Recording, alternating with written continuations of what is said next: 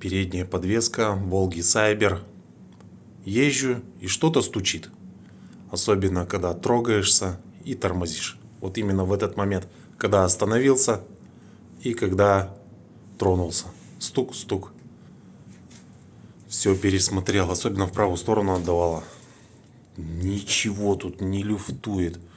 Все в хорошем состоянии, все прикручено. А оказалось, нижняя часть телевизора, она металлическая. Короб такой металлический. И на него заходит бампер. На пистоны защелкивается.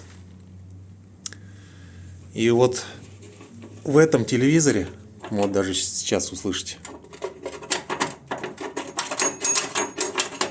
вот такой вот стук издавало.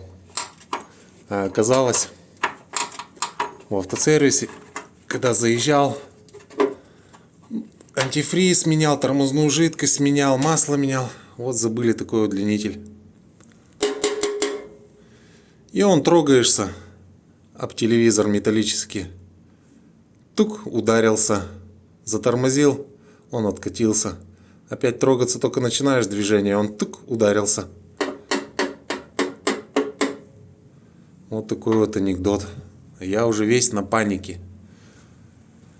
Что-то думал ремонтировать. Вот, оказалось, кто-то забыл инструмент в сервисе. Упал, видимо, сверху, и все, и там катается.